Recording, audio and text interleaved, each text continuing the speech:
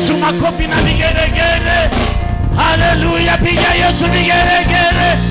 Haleluya. Patia Yesu makofi mazuri. Haleluya.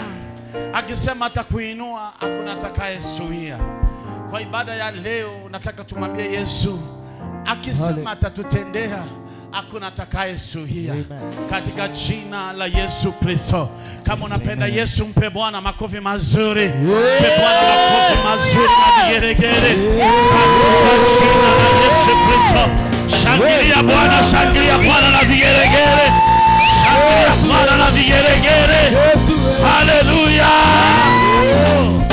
Chukua sadaka yako nzuri ya kumpendeza Mungu. Tuende kumtolea Bwana sadaka kila moja in the name of Jesus.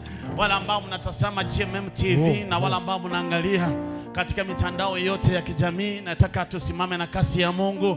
Kwa kusimama na kasi ya Mungu kwa kumtolea Bwana sadaka in the name of Jesus Christ Jehovah Nisi. Nataka wala ambao mnataka kulipa na M-Pesa, ingia kwa M-Pesa kwa haraka. Tuende kwa M-Pesa kila moja, tuingie kwa M-Pesa.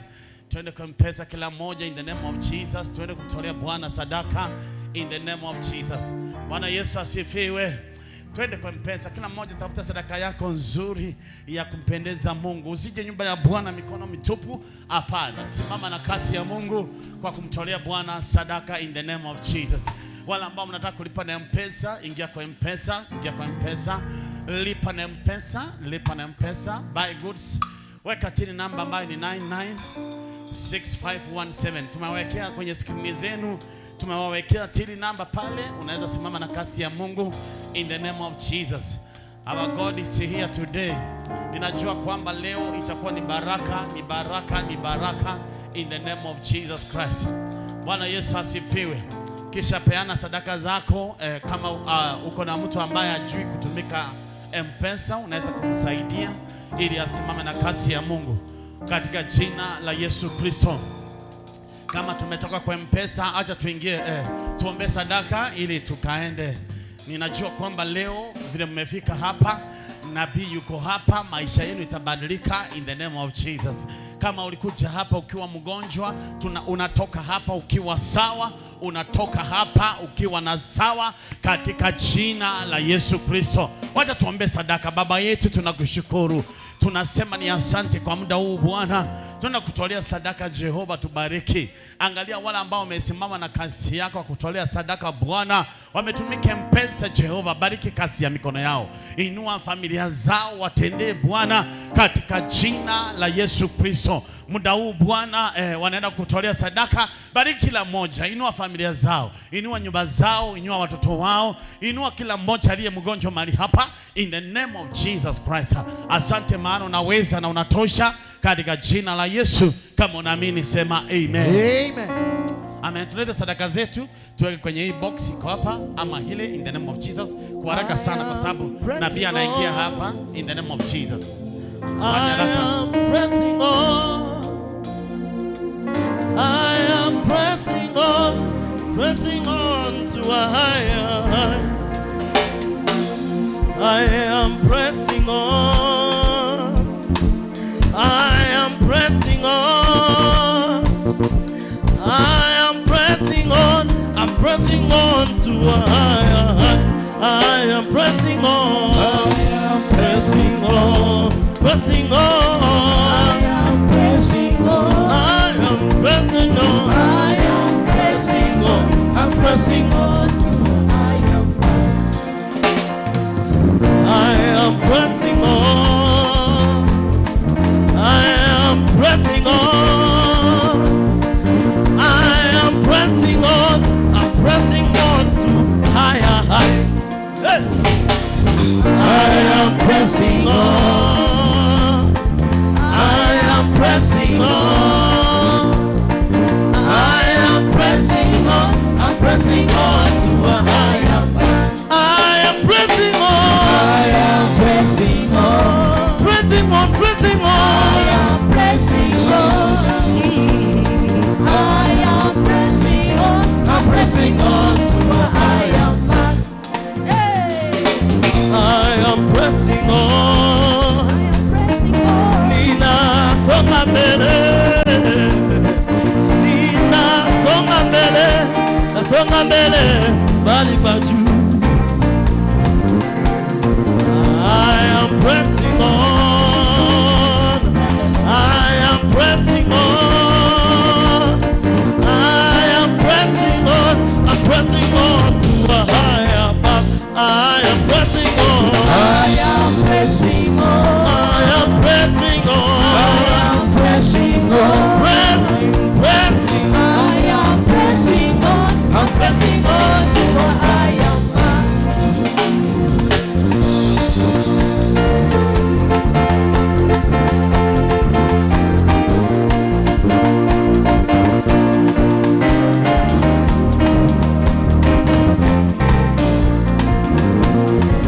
Mimi sitazami nyuma, siangalii nilikotoka, naangalia ninapoelekea. Haya, I am pressing on, I am pressing on, I am pressing on, pressing on to a higher path. I am pressing on, I am pressing on, I am pressing on, I am pressing on, yeah. I am pressing on, I'm pressing on to a higher path.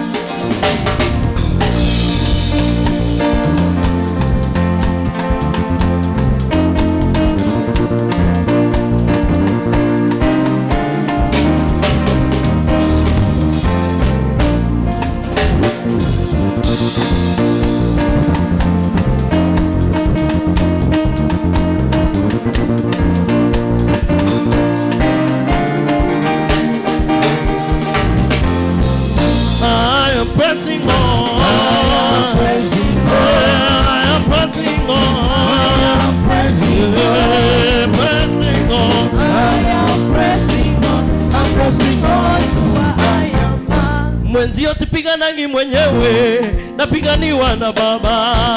Sipiganagi mwenyewe, napiganiwa na Baba. Oh, mwenzio sipiganagi mwenyewe, napiganiwa na Baba.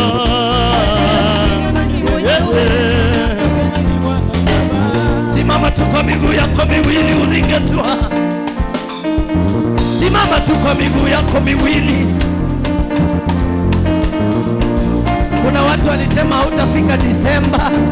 Kuna watu waliapa ya kwamba wewe hautafika mwezi wa 8. Kuna wengine walikaa chini wakakufikiria vibaya, wakasema hautamaliza vizuri. Mwenzio sipiganagi mwenyewe, napiganiwa na Baba.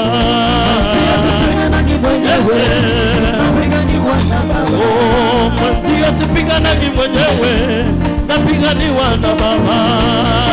Sipiganagi mwenyewe, napiganiwa na Baba. Mwenzio sipiganagi mwenyewe, napiganiwa na Baba. Sipiganagi mwenyewe, napiganiwa na Baba.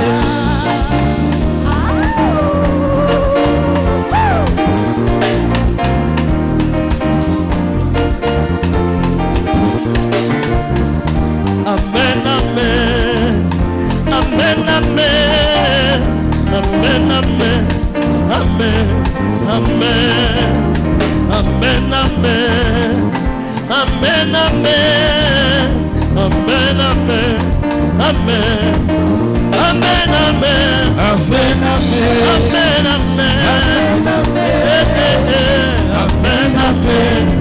amen. Amen, amen, amen, amen, amen, amen, oh, amen, amen, amen.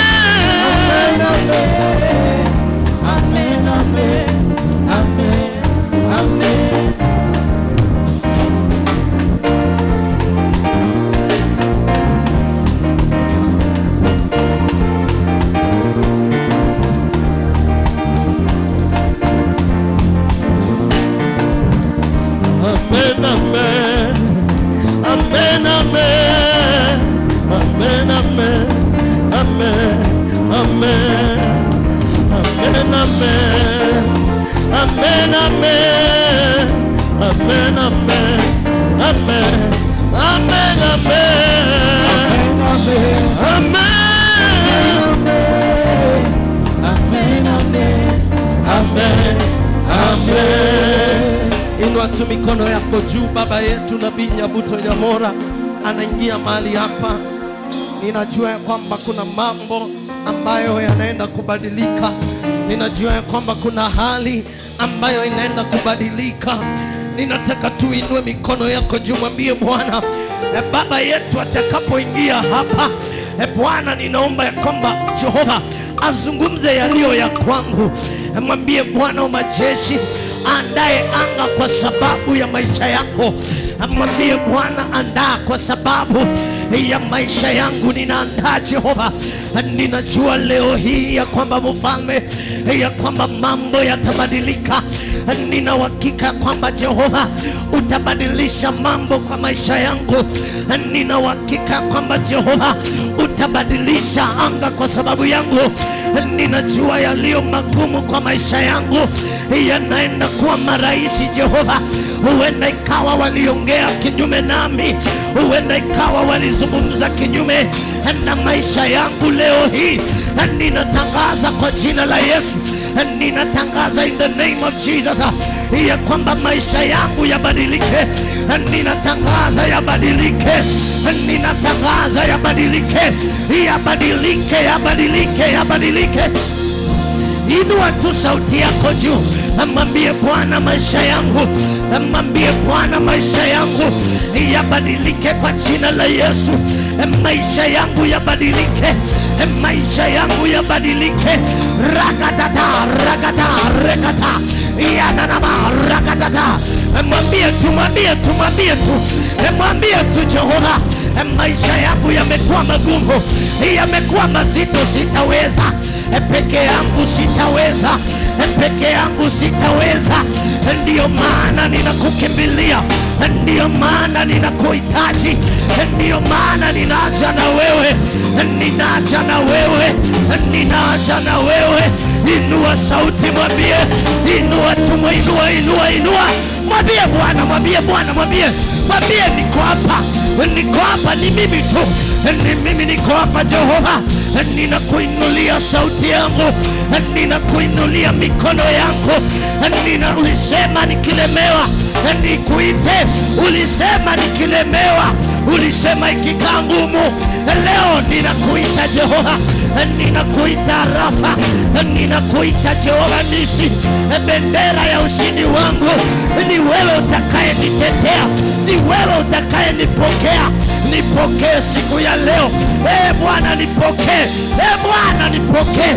Inua tu sauti yako, mwambie Bwana nimekuja kwako, Bwana nimekuja kwako vile nilivyo Jehova. Wewe ni wajabu, wewe ni wewe Bwana, ni wewe, ni wewe Bwana, Ni wewe Bwana, ni wewe, oh, ni wewe Bwana, oh, ni wewe, ni wewe Bwana, ni wewe, ni wewe Bwana, ni wewe, ni wewe Bwana, oh, ni wewe, oh, ni wewe Bwana, oh, ni wewe, ni wewe Bwana, ni wewe, ni wewe Bwana, ni wewe, ni wewe inua mikono yako juu, inua mikono yako juu. ni wewe Bwana, Oh, ni wewe, ni wewe Bwana, ni wewe, ni wewe Bwana, ni wewe, oh, ni wewe Bwana, Bwana, ni wewe, ni wewe, ni wewe Bwana, mimi sina mwingine, ni wewe Bwana,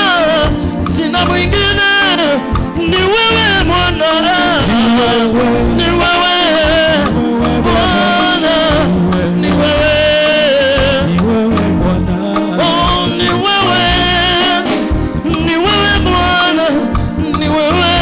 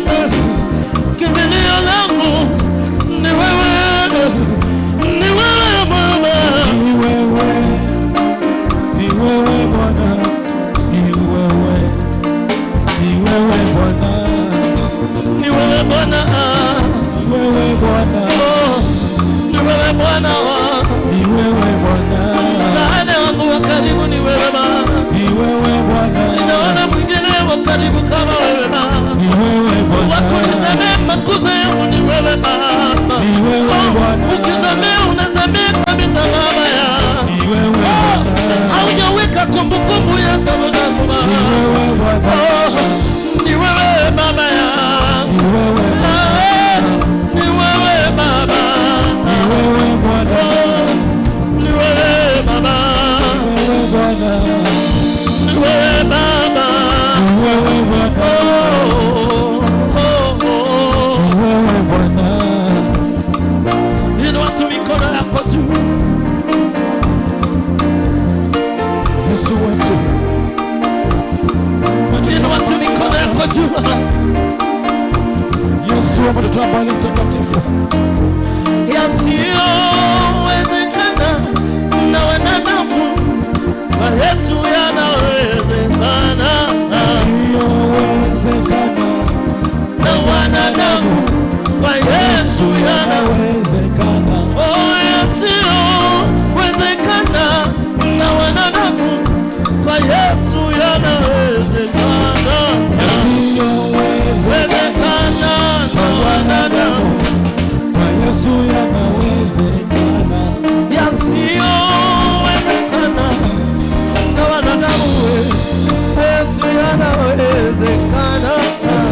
Yasiyowezekana Na wanadamu, kwa Yesu yanawezekana.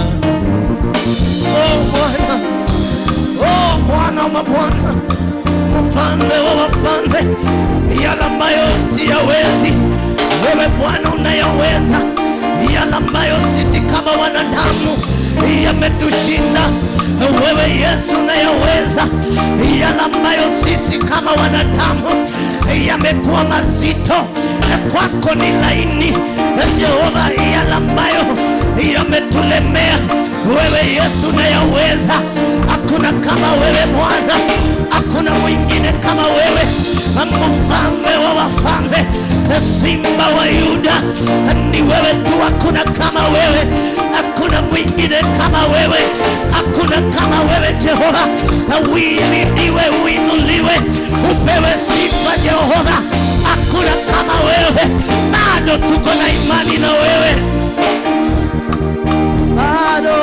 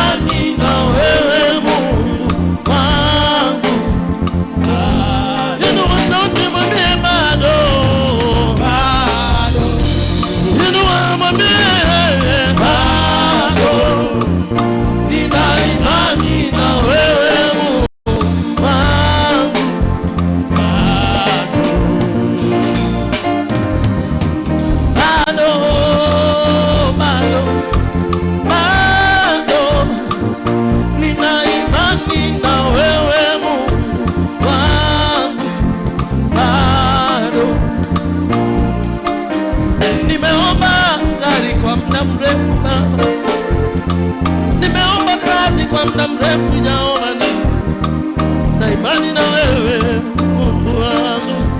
Bado kupona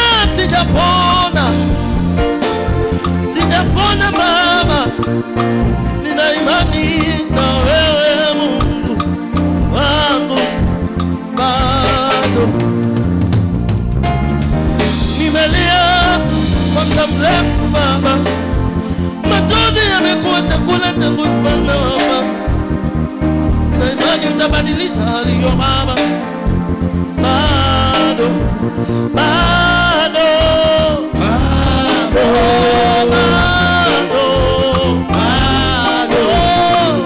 nina imani na wewe, na wewe,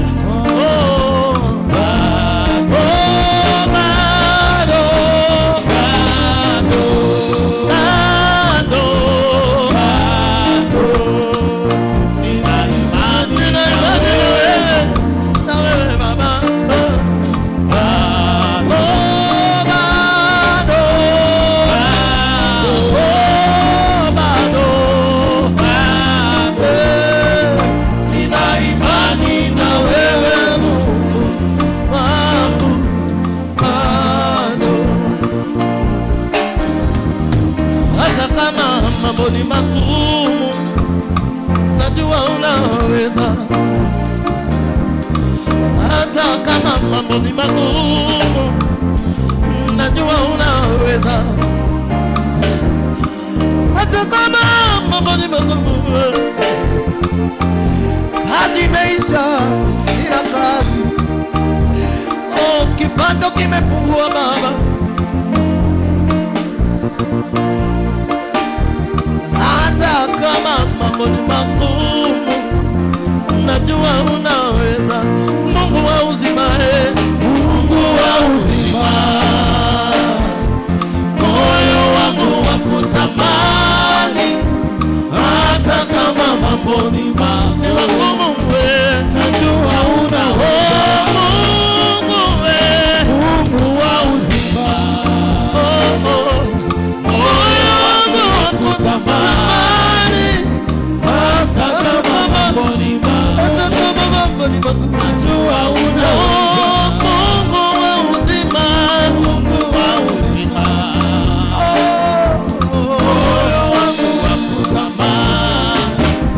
Hata kama mambo ni magumu, najua unaweza. Zungumza na mimi Baba, zungumza na mimi Baba,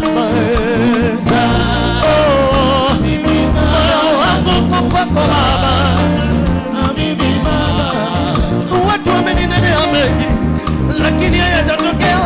Ukiongea na mimi Baba, yatakuwepo Baba. Na mimi Baba, zungumza na mimi Baba. Naomba usimame tu kwa miguu yako miwili. Baba yetu anaingia maeneo haya. Mwambie Baba, zungumuza, zungumuza siku ya leo. Baba, sema na mimi, sema na mimi Bwana. Na mimi Baba, zungumuza na mimi Baba, zungumuza na mimi Bwana, na mimi Baba, zungumuza na mimi Baba, zungumuza na mimi Baba, zungumuza na mimi Baba, zungumuza na mimi Baba, zungumuza neno moja kwangu, zungumuza na mimi Baba, zungumuza na mimi Baba, zungumuza na mimi Baba, zungumuza na mimi Baba, zungumuza na mimi Baba, zungumuza na mimi Baba, na mimi Baba, zungumuza na watu wako leo, leo, leo, na watu wako, zungumuza na mimi Baba, Yahweh, na mimi Baba. Inua tu mikono yako, mwambie Bwana, sema na moyo wangu, sema na moyo wangu, sema na mimi Bwana. Oh, sema na mimi Bwana, sema na moyo wangu.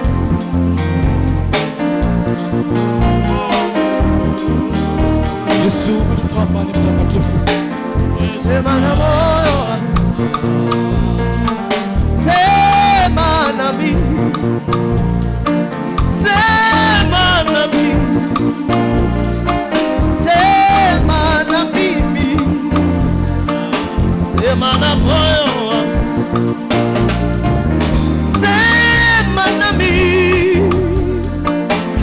sema nami, sema na mimi, sema na moyo wangu, sema nami.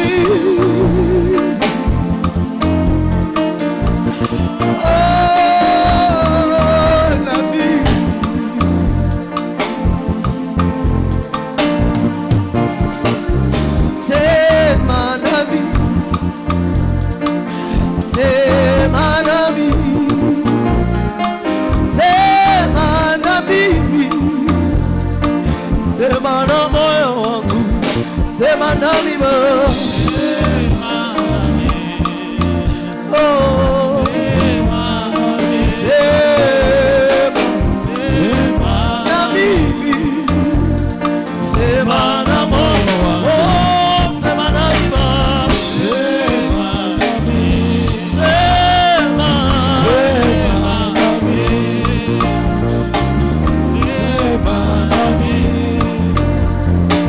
sema na moyo wangu, sema na mimi, sema na moyo wangu, sema na mimi, sema na moyo wangu, sema na mimi, sema na mimi, sema na mimi, sema na moyo, oh, sema na mimi, sema na mimi, sema na mimi, sema na mimi, sema na moyo wangu, sema na mimi, sema, sema, sema na mimi, oh, sema na mimi, sema na moyo wangu, moyo wangu nakutamani wewe, sema na mimi, sema na mimi.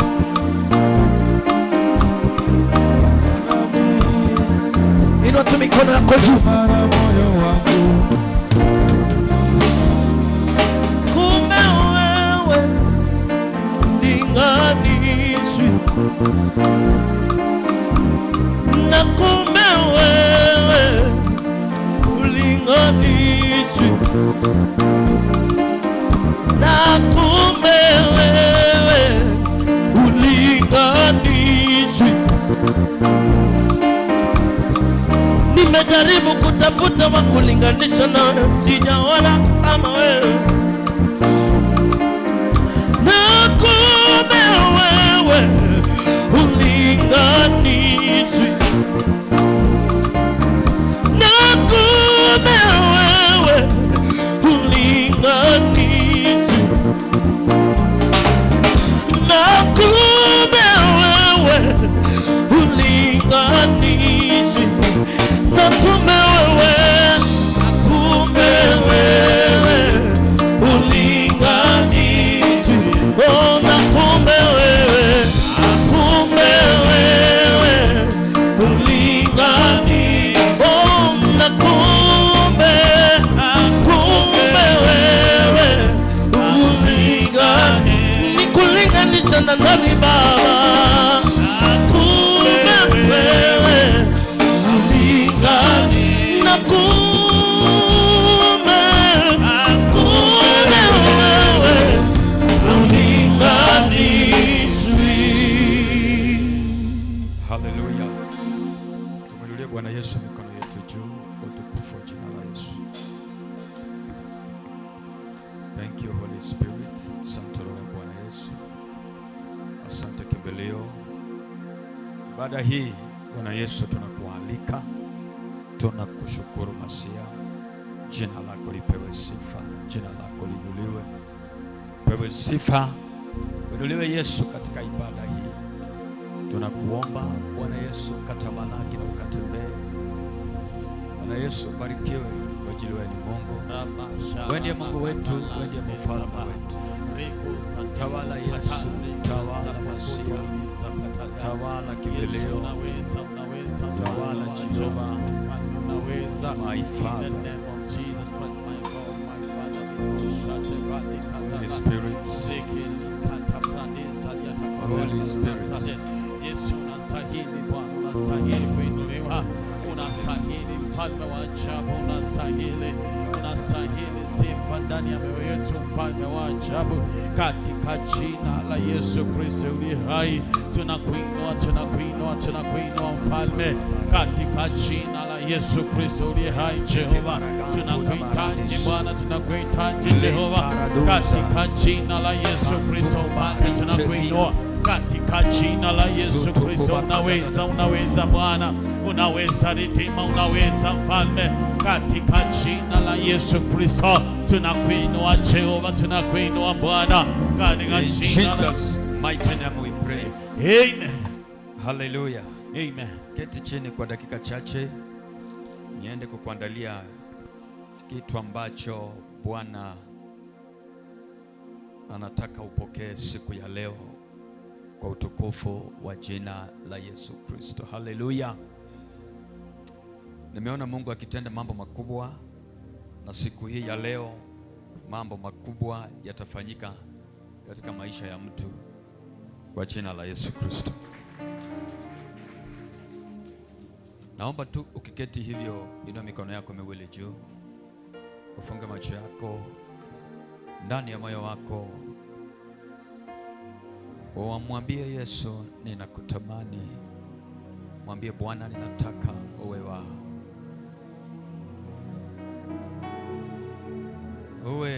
wa baraka kwangu. Mwambie Masia, tegemeo langu ni wewe. Mwambie Bwana, tegemeo langu ni wewe. Mwambie Yesu, tegemeo langu ni wewe. Mwambie Bwana, tegemeo langu ni wewe. My God. Mazata dakayantereba zukabaradish lentekeba antododo brahandis mazuko tali prikanta lalabusha hazazaza lekanta tabahandora bahandish lekampradiz zigidi kabaradash. Father, we bless you. Tunakushukuru, tunalinua jina lako Masia. Mazipeka tata baradis marontoko baradi intelika parados. Father, we bless your name. Jehovah, we bless your name. We give you honor and glory. We give you honor and glory. We give you honor and the glory. Oh my God, you are wonderful. You are blessed. Azuta kadayadabash. In the mighty name of Jesus. In the mighty name of Jesus. In the mighty name of Jesus. In the mighty name of Jesus. Father, we bless your name. Jehovah, we bless your name. Master, we bless your name. We give you honor. Take it.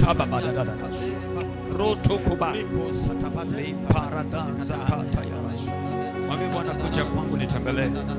Mwambie Bwana, kuja kwangu nitembelee.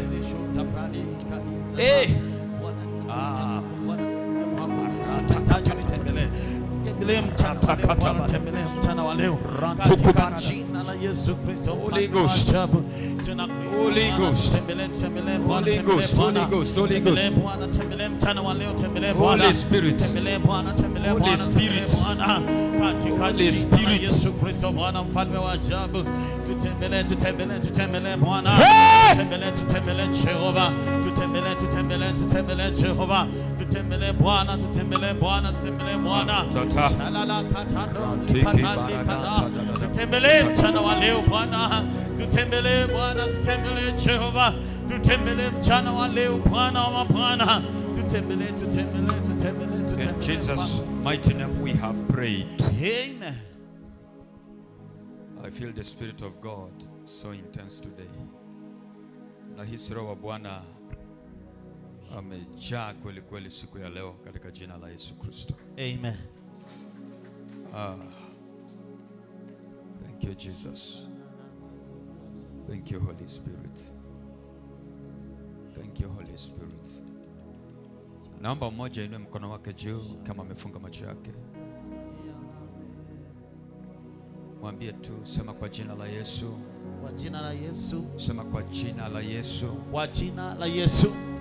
Bwana. Bwana. Usiniache niangamie. Usiniache niangamie. Kumbuka. Kumbuka. Yale mema nilitenda. Yale mema nilitenda. Hata kama ni kidogo. Hata kama ni kidogo. Bwana unihifadhi. Bwana unihifadhi. Mwambie Yesu, usiwache niangamie. Usiwache Bwana niangamie. Sitaka paradi antukubaradash. Reteke barantutukuba. Hata ikiwa ni machache Bwana. Yesu, remember me, my God, my Father. Remember my God, nikumbuke Bwana, hata kama yale ambayo niliyofanya machache. Yesu, nikumbuke Bwana, nikumbuke Bwana, nikumbuke Bwana, nikumbuke Yesu, nikumbuke Bwana, nikumbuke, nikumbuke, nikumbuke, nikumbuke. Nikumbuke Yesu, nikumbuke Bwana, hata kama ni yale machache niliyofanya Bwana. Mwambie akumbuke biashara yako. My God, remember me, Jehovah. Ndoa yangu. Kumbuka watoto wangu. Mwambie kila anakumbuka. Remember me, my God. Remember me, Jehovah. Remember me, Jehovah. Remember me, my God. Remember me, my God. Remember me, Jehovah. Hata kama yale niliyofanya machache Bwana. Yesu, nikumbuke Bwana, nikumbuke, nikumbuke. Nikumbuke Redeemer, nikumbuke, nikumbuke. Nikumbuke Bwana, nikumbuke Bwana, nikumbuke Bwana. In Jesus' mighty name we pray. Amen. Nilisema dakika chache sana, ni ile nasikia na hisi Roho wa Bwana amejaa kabisa. Leo ni siku njema. Hallelujah. Siku njema. Siku njema. Kwani masiku zingine zinaonekana saa ngapi? Siku njema haionekani asubuhi. Siku njema ni wakati umeanza kusense kwamba Roho Mtakatifu amejaa mahali. Hiyo sema siku njema huonekana asubuhi. Kuna masiku zinaonekana jioni. Chana na mambo ya Waswahili. Siku njema ni wakati umeshinda. Leo ilikuwa siku njema, nilishinda. Leo ilikuwa siku njema, nilifaulu. Kila siku huonekana asubuhi. Kuna siku imeanza usiku, ni asubuhi. Kwa hiyo leo ni siku njema, kwa sababu munaondoka hapa na kile ulikuja kutafuta. Hallelujah. Amen. Na kusomea Luka Mtakatifu 7:2. Basi tutasoma hadi 3. Huko kulikuwa na jemedari mmoja ambaye alikuwa na mtumishi wake aliyempenda sana. Huyo mtumishi wake akawa mgonjwa karibu kufa. Namba 3. Huyo jemedari aliposikia habari za Yesu, aliwatuma wazee fulani Wayahudi waende kumuomba aje kumponya mtumishi wake. Wacha tu nikusomee namba 4. Walipofika kwa Yesu, walimsihi sana wakasema, huyo jamaa anastahili afanyiwe jambo hilo, kwa maana yeye, hiyo ni namba 5, kwa maana yeye analipenda taifa letu na ndiye aliyetujengea lile sinagogi. Haleluya. Amen. Bwana Yesu asifiwe. Amen. So kulikuwa na jemedari. Jemedari ni mdosi wa wana vita au ami wanaitwaje na Kiswahili? Jeshi. Jemedari ni mdosi wa jeshi. Basi yeye ni mwanajeshi, lakini ameenda mpaka amefika kiwango anaitwa jemedari. Is commander. Yes. So huyo mtu ana mfanyakazi anampenda sana na ni mgonjwa, na si ugonjwa ya kawaida, ni ugonjwa ya kifo. Alikuwa amegonjeka mpaka amegraduate, amefika kiwango ya kukua mahiti. Umeshai kwenda hospitali uone mgonjwa, ukifika hapo unasema huyu hawezi maliza siku 2. Yes, sir. Yaani unasema fulani wetu ni mgonjwa, huyu hawezi kutoboa. Have you ever found yourself in such a situation? Yes. So commander ameona mfanyakazi wake ni mgonjwa, hali maututi, na haoni vile atafaulu. So anasikia habari ya Kristo Yesu Mnazareti. Anaambiwa tu kwamba ule mtu unamsikia ako hapo Kiogoro kando ya barabara. Yes, sir. I want you to understand, Yesu, kama kuna ule mtu aliharibiwa jina zaidi ni Yesu. Hadi kiwango wale watu walimfuata tu ni 10 na wangapi? Na 2. Ndiye apate watu wengi, ilibidi awanunulie samaki na mkate. Yes, sir. Ndio watu wamfuate. You can see. Yani hata yeye siku nyingine wakikuja aliwaambia, hamjakuja huku kwa sababu mnanipenda. Mmekuja hapa kwa sababu ya jana mlikula samaki na mkate. Walimkataa kiasi hiyo. So huyu amesikia tu kwamba anaponya watu, anafanya mambo mazuri, basi akasema kama ni hivyo, hebu muiteni akuje angalie huyu mfanyakazi wangu. Yes, sir. Na Yesu mwenyewe hakupenda kuenda huko. Bible inasema hawa Wayahudi waliotumwa wakaanza kumubembeleza. Yes, sir. Ikiwa Yesu angalikuwa anaitwa na hende, angebembelezwa? Hapana. Mtu ubembelezwa wakati amekataa kukula. Sasa mnamubembeleza, mnamwambia kula tu, kula tu, utakosa nguvu kwa mwili. So Yesu pia alianza kubembelezwa, ndio aende kwa nani? Kwa jemedari ambaye mfanyakazi wake alikuwa na ugonjwa ya kifo. Yes, sir. My God. So maandiko ya Bwana yanasema kuna kitu waliusema, huyu mtu ni mzuri, anapenda taifa letu. Yes, sir. Bali na kupenda taifa letu, huyo mtu bado ndiye amejenga sunagogi. Yani Yes, sir. ni yeye amejenga kanisa. Ile tunaabudu ni yeye hata ametujengea. Yes, sir. My God. Siku ya kisirani yako ukileta kwa madhabahu, tutaambia nini Mungu? Yes, sir. Siku ile kisirani itakuinukia, dadi mzee ni wewe naongeresha. Siku ile utakuwa uwezi kukula. Siku ile utaumwa na mgongo na miguu na tumbo na kifua. Usingizi unakosa. We ukikuja hapa, what will we tell God? Tutaambia Mungu ulifanya nini? Yes, sir. Kijana ni wewe ninauliza, what can we tell God na maisha yako ya ujana? What can we tell God? Ulifanya nini? Jemedari aliombewa ruhusa kwa Yesu. Huyu mtu ni mzuri. Huyu mtu amejenga mpaka sinagogi. Yes, huyu mtu ni mtu amependa inji yetu. Basi Yesu akasema, basi tuende. Let us go. Tuende basi huko tukamsaidie, kwa sababu ni mtu mzuri, amejenga mpaka kanisa. Kuna wakati mwingine kuwa na imani peke yake haitoshi. Yes, sir. Wengine wanasema, man of God, niombee niko na imani nitapona. Yes, sir. Niombee niko na imani nitapata visa. Niombee niko na imani nitainuliwa. Niombee niko na imani biashara yangu itaanguka. Yes, sir. Sometimes huduma yako haihitaji kufunga. Sometimes shida yako haihitaji kukimbia kwa kanisa hii na ile. Sometimes uhitaji hata kuombewa.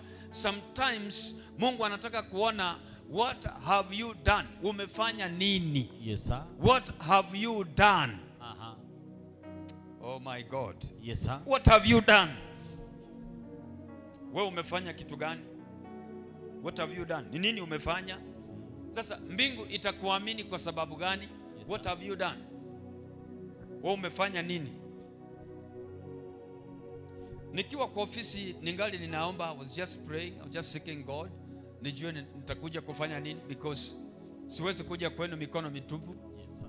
Mahubiri ninayowaletea sio mafikirio yangu.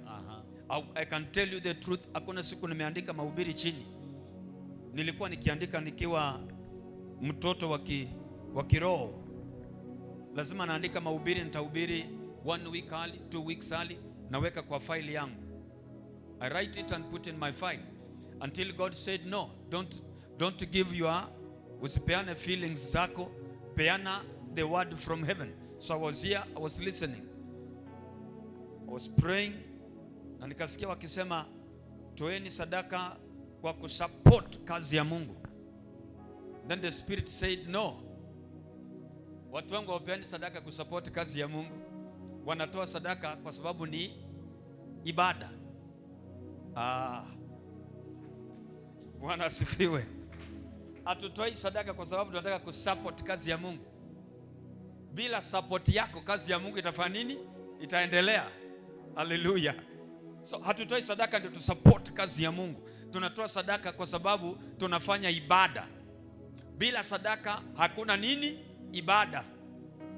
No offering, no service.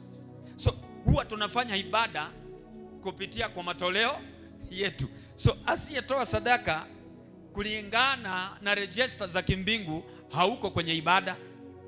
Kile kinakuingisha kwenye ibada ni sadaka yako. Are you understanding that? So sio imani yako. Imani ni vitu tofauti. Huyu jemedari alikuwa na imani. Alikuwa na imani kwamba Yesu ataponya mtu wake, mfanyakazi wake, kwa sababu Biblia inasema he was sick to the point of death. Jesus. Yes, sir. Kuna watu hapa ni wagonjwa wa kiroho. Kuna watu ndoa zao zimegonjeka, zimeshikiliwa, hata zingine ni kuisha ziliisha. Yes, sasa mko tu hapo kwa sababu ya watoto. Na kwa sababu umezeeka hakuna pahali utaenda. Yes, sir. Lakini hiyo kitu yenyewe ilifanya nini? Iliisha. Wengine hata biashara mnafanya iliisha. You are not making any profit. Imesha kufa. But now ni ile ijazikwa. Yes, sir. Bado imewekewa oxygen. It is dead. It is dead. It is dead. Wengine hata mambo yako iliisha kabisa. Ni kuzikwa, ijawekwa kwa sanduku, ipigiliwe msumari, tuseme enda salama. But now huyu mgonjwa Yesu anapokuja, anapoelekea kwake, anasema hapana, anatuma wengine, ambia Yesu sifai haje kwangu. Mwambie tu ninajua akituma neno litakuja liponye huyu. Yes, sir. Oh my God. Akituma neno litakuja lifanye nini? Limponye huyu. Kumbe maneno yanaweza yakatumwa. Kumbe maneno ni mfanyakazi tu. You can order your words. Yes, sir. Na itafika ifanye vile ingefaa kufanya. Kumbe sio lazima tukuwekelee mkono. Tukisimama hapa tuseme wewe ubarikiwe, wewe maisha yako ifunguliwe. Yes, wewe uende ng'ambo. Wewe uandikwe kazi nzuri. Yes. Wewe uanze kuwa tajiri. Inakuwa tu namna hiyo. Hallelujah. Amen. The word kasema hata mimi ninasimamia watu, nikisema we stand up wana stand, na yeye mwambie tu atumane, afai hata akuje kwa boma langu. Sometimes sacrifice yako, dhabihu yako ni kubwa kuliko machozi yako. Yes, sir. Sometimes machozi yako inaweza kuwa ni ya huruma, lakini Mungu hasogeshwi na machozi ya watu. Mungu anasogeshwa na mambo tofauti sana. Yes, sir. Ndio maana kuna watu wanakufa Somalia, ninawaambianga, na Mungu akiwa mbinguni anaona vile watu wanapigwa mabomu. Yes. Na bado anasema mkufeni tu, kwa sababu hakimbilii kusaidia watu kwa sababu wanapigwa. Mungu anaangalia moyo. Yes. Na Mungu anaangalia ni nini hakika kinaendelea.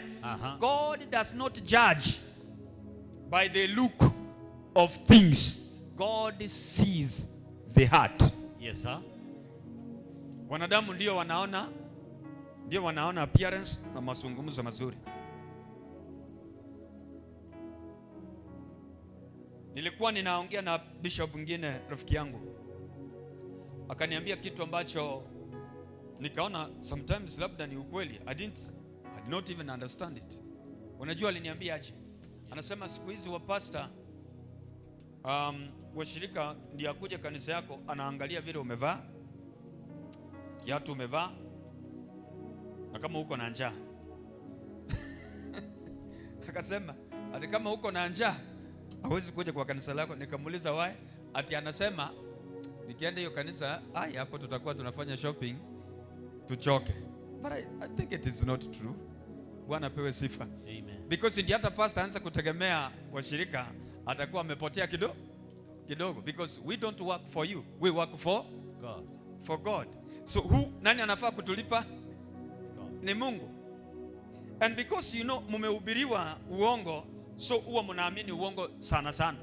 Because watu 10 wanasema hii na mtu mmoja anasema hii. Sasa mnasema the voice of many is the voice of God. No. The voice of many is not necessarily the voice of God. Mwingine alisema Mungu ndiye anachagua viongozi, si ndio? You've heard about that? God anachagua viongozi. Ushaona Mungu akipanga laini akipiga kura? Have you ever seen Mungu amepanga laini hivi anasema mimi ninapiga DCP ama mimi napiga UDA? That's a lie. But kila mahali ukienda unaambiwa ni Mungu anachagua viongozi. No. Viongozi wanachaguliwa wewe na wewe na wewe. Nyinyi ndio mnapiga laini, nyinyi ndio mnaimba nyimbo za kura, sio Mungu. Anafanya nini? Anachagua viongozi. Mungu anachaguanga makuhani. Yes sir. Aha. Sasa kama huyo kiongozi kuna mzee mmoja anaitwa, kuna mzee mmoja niliona anaitwa, anauliza kura ya Kisii Central. Ni mrefu. Mnamuisikianga mrefu? Yes. Mlisikia vitu alikuwa anaongea? Mlisikia vitu alikuwa anaongea? Yes sir. Alafu ni kiongozi. Na I'm very sure wapasta wengi hawatasimama wamwambie ulifanya vibaya, kwa sababu kwanza ana mwili mrefu, ana mwili pana, akikupiga kofi moja unapotea. Lakini mimi Nyabuto ni roho mimi ni roho. Yes sir. Mimi ni spirit. Huwezi kupiga spirit. Yes sir. Nyabuto sio mtu utapiga, hii ni roho tu. Hii ni box tu Mungu amenipatia ibebe. Nyabuto hayuko kwa hii mwili. Nyabuto ni karoho fulani. Yes sir. Huwezi kupiga. Lakini sasa wakati for example hao ndio viongozi mko nao. Sasa hiyo viongozi ni Mungu amewapatia? Viongozi wa kuongea maneno kama yale kwa mkutano, watoto wameketi. Mliona vile watoto walikuwa wanapiga nduru? Sasa watoto wakikugrow watajua namna gani? Watajua mkiongozi ni wa kuongea kitu yoyote. Imagine kwa sababu pahali kuna viongozi siku hizi tunaseru ama namna gani? Yes sir. So kuna mtu alienda na mama yake, akaenda kijana akaenda na mama yake waende kuserua. Father in law alikuwa hapo kwa hiyo mkutano, kwa sababu walitaka kusikiza sera wajue watapiga kura wapi. Alafu wewe kiongozi unaongea hivyo mbele ya watoto wasiofika miaka 12. Alafu sasa uniambie ni Mungu amechagua hiyo? No, that was wrong. Lakini kutatokea wapi watu wa kuambia hao hiyo ni makosa? Yes, siku hizi hatuwezi ongea ni makosa, kwa sababu usiku tutachotewa. Hata kama ulinichotea jana na umefanya makosa saa hii, lazima kama mtu wa Mungu aliyeokoka, yes, lazima niseme umefanya makosa na haifanywi namna hiyo. Yes, kama kanisa ni la Mungu, ni la kusimamia kweli. Bwana pewe sifa. Amen. Uwe wewe ni mrefu kama Goliato ama uwe wewe ni mnono sijui kama baba yako, hiyo haitafanya tusimame kuongea ukweli. Ukweli, yes, tutausema, yes, na uovu tutaukataa kama kanisa la Yesu lililo hai. Amen.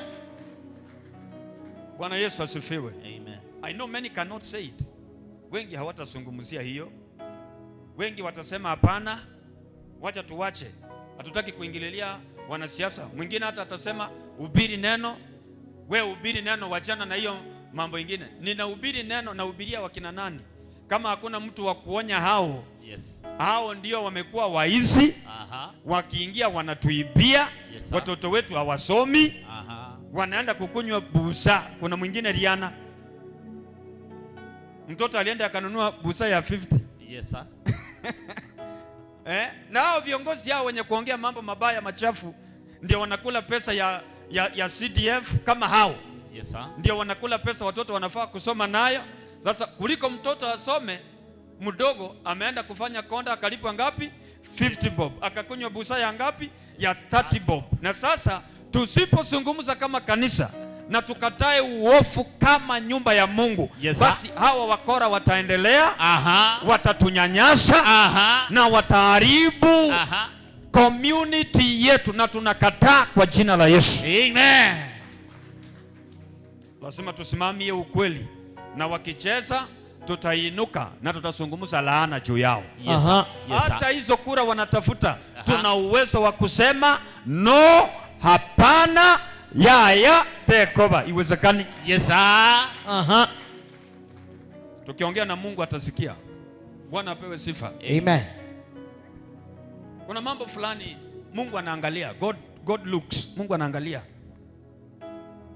Mungu anaangalia. Mungu anaangalia. Mungu anaangalia. God checks. God checks. God checks. Sio kila kitu ati Mungu anachagua, Mungu anafanya. No, some things we do. Mambo mengine tunafanya. Wewe unatafuta kupona namna gani? Yes sir. Ati kwa sababu umekuja kwa madhabahu sasa unataka kupona. Nazungumza na watu ambayo wamepitia shida. Bwana apewe sifa. Amen. Ambia mwenzako, sikiliza hiyo taarifa ya habari. Sikiliza hiyo taarifa ya habari. Na uache ujeuri mwingi. Uache ujeuri. Mwambie uache, unamuogopa. Mwambie uache ujeuri. Uache ujeuri mwingi. Hallelujah. Amen. I am telling you the truth. Since uanza kutafuta Mungu, wewe mama na mzee, since uanza kumtafuta Mungu, miaka imeenda ngapi?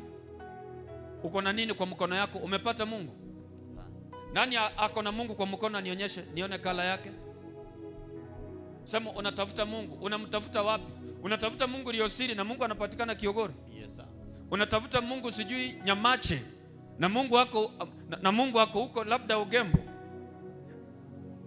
You are looking for God whom you don't know. Anapatikana wapi? Kazi yako ni kusema ninamtafuta Mungu, ninamtafuta Mungu. Mungu hawezi kupatikana hivyo unafikiria. Huwezi kutembea kwa barabara kutoka Kisii mpaka Kilgoris atupate Mungu hapo kando ya barabara. Hapatikani namna hiyo. Yes sir. Lakini mumedanganywa, mukaelezwa Mungu wako tu pahali anahangaika, anaita watu, we kuja kwangu, we kuja kwangu. That is a jobless God. My God is not jobless. Hello? Yes sir. Na Mungu wangu hana tamaa. Leo utatoka hapa kama umejazwa ukajaa. Yes sir. Utajaa. Bwana Yesu asifiwe. Amen. Ninasema utajaa. Yes sir. Utajaa. Tafuta Mungu. Unamtafuta namna gani sasa? Jemedali alikuwa tu huko. Akasema muniitie jameni huyo Yesu akuja anisaidie. Hata hakutaka kufika Yesu afike kwake, asema tuma tu neno, tuma neno. Mwingine alikuwa ananiambia kwamba sasa pesa imekuwa ngumu kupatikana, najaribu kufungua hii biashara. Pesa haipatikani kwa sababu umefungua biashara. Pesa haipatikani kwa sababu umeajiriwa kazi. Kuna watu wengi wameajiriwa kazi na wamejaa kwenye madeni. Yes sir. Uliza. Kuna wengi wameajiriwa kazi na bado watoto wao hawalipi school fees, wanalala hata njaa. Babu wewe chipesa kiombe wamefuliza, wanaishi na fuliza kila saa. Kwa hata kuna mwingine amenunua SIM kadi mpya kwa sababu ya fuliza. Haipatikani kwa sababu hiyo. Imagine kuna mtu bado anasema I am hustling. Mimi ni hustler. Wewe endelea kuwa hustler. Unadanganywa na rais kwamba yeye ni hustler president. Sema wewe ni hustler. Hiyo ni lugha ya kucampaign. That is campaigning language. Na sasa wewe unajiita hustler. Money haikuji kwa sababu you are hustling. Money is a spirit, you speak to it. Yes sir. Pesa ni roho, zungumza. Unajua ni kwa nini hauna pesa? Kwa sababu kila wakati wewe unasema namna gani? Pesa ni money is the root of all evil. Pesa ndio nini mnasema? Chanzo cha na pesa inasikia. Hata wewe mtu anakulaani kila siku, utaenda kwake? Hapa. Kila saa pesa ni chanzo cha mabaya, Oh, afadhali nipewe Yesu. Afadhali nipewe Yesu. Mnasema aje? Afadhali Yesu Kuliko pesa. Kuliko pesa. Baba, tuko bado Kenya hapa Kiogoro. We are still in Kiogoro here. Tuko Kisii. Wewe mwenyewe umekataa, unataka tu Yesu, utaki pesa. Na mimi Nyabuto nasema nataka Yesu na pesa kama bonus. Na wewe unasema hapana, mimi nataka Yesu. Utahangaika. Ile siku utapata common sense, basi mambo yatakuwa sawa. Yes sir.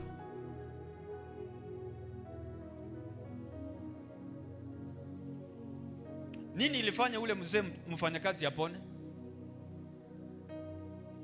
Ni nini ilifanya ule mzee mfanyakazi wake apone? Ni kwa sababu alipenda taifa la nani? La Mungu.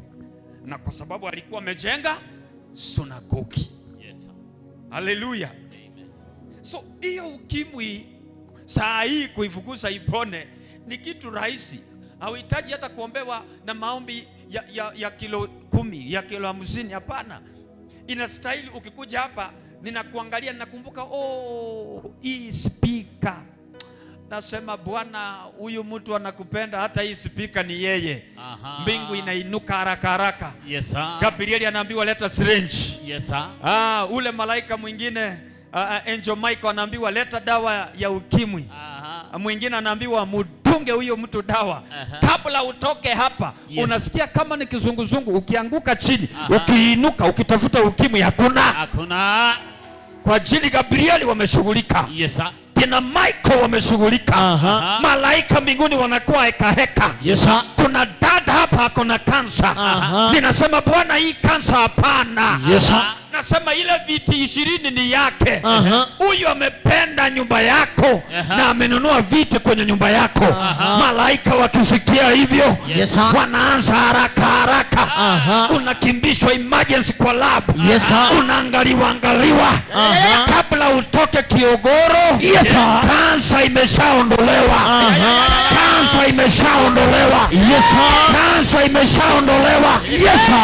Inua sauti yako, sema haleluya. Hallelujah. Bwana pewe sifa. Amen. This week nilikuwa na one of the biggest preachers in the country, one of the biggest, number one pastor. Hukujua, unafikiri mimi ndio number one? Kuna number one. Bwana pewe sifa. Unajua kila mtoto anaonanga baba yake ndio number one. Sasa iko. Nikamchukua akanamwambia, mzee, nilikuwa nataka niongee na wewe. Akaniambia, tuongee hapa. Sijazoea kuambiwa hivyo. Yes sir. Mimi nimezoea kuambiana hivyo. Yeye akasema, tuongee wapi? Hapa. Akasema, mzee, nilikuwa na kasadaka hivi kwa nataka nikuachie. Akasema, imekataa kuingia kwa simu.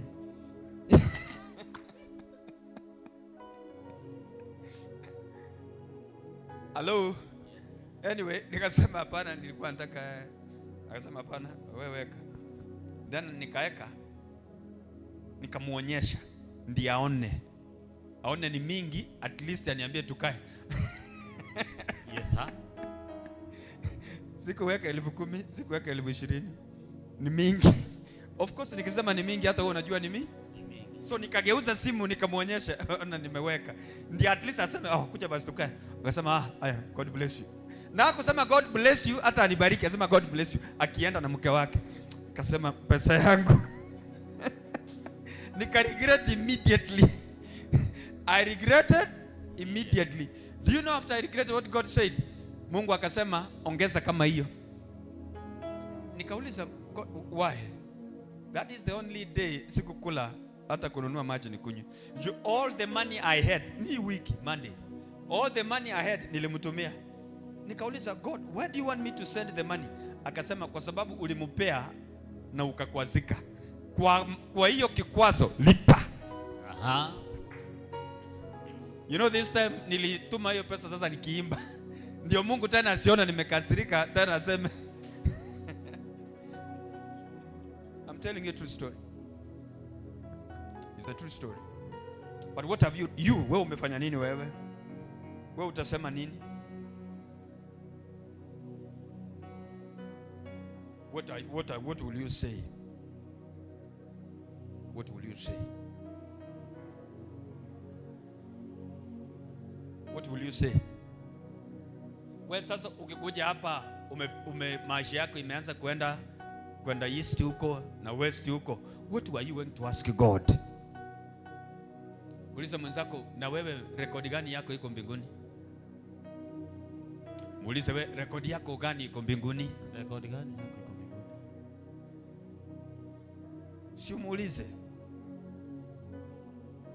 Rekodi gani yako iko mbinguni?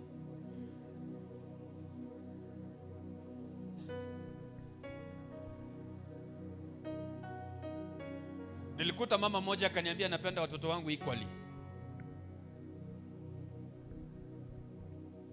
Nikasema, mama, ukweli unapenda watoto wote equal? Akasema, mano, mimi watoto wangu wote nawapenda equal. Nikasema, Mungu ameniambia saa hii. Mungu hakuniambia chochote. Mungu ameniambia saa hii utafute mtoto mmoja nimwombee akwe milionea kwa boma yako. Akasema, Josephat. Nikamuuliza, kwa nini Josephat? Akasema, anakuanga na roho safi. Huyo akiwa na kitu ananitumia. Hao wengine mkono yao ni ngumu. Already mama ananiambia anapenda watoto wake equally, na amesema nani aliposikia Mungu ameniambia mmoja wao atakuwa milionea, akasema Josephat. Nikajua hakuna cha equal. Unapenda ule ambaye anapeana, ule ambaye unakumbuka, yule ambaye anakukumbuka, ule ambaye unajua kwa watoto wako wote. Unajua kuna ule mtu hata akiwa na pesa hawezi sema ako nayo. Mutalala njaa akiwa na pesa kwa mfuko. Ni uongo kweli? Hata kwa madada zako na mandugu zenu, kuna ule hata akiwa na pesa, hata usiharibu muda wako kumpigia simu ati unamwomba pesa, kwa sababu hata kupea. Unampigia simu unamwambia vile umeteseka, na yeye anakusaidia kuteseka. Alafu after 1 week anakuambia kuja, kuna shamba ananunua, kuja niweke sei. Unasema, wewe ndugu yangu uliniambia jana una pesa, leo unaniita nikuwekee nini? Sei. Iko watu wa Mungu hawezi akavunja njia anafanya kazi kwa sababu ya machozi yako.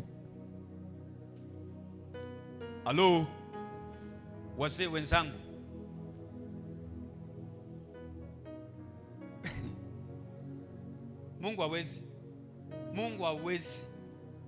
Mungu hawezi ati kwa sababu umeteseka miaka 10 sasa umekuja hapa Kiogoro unalia.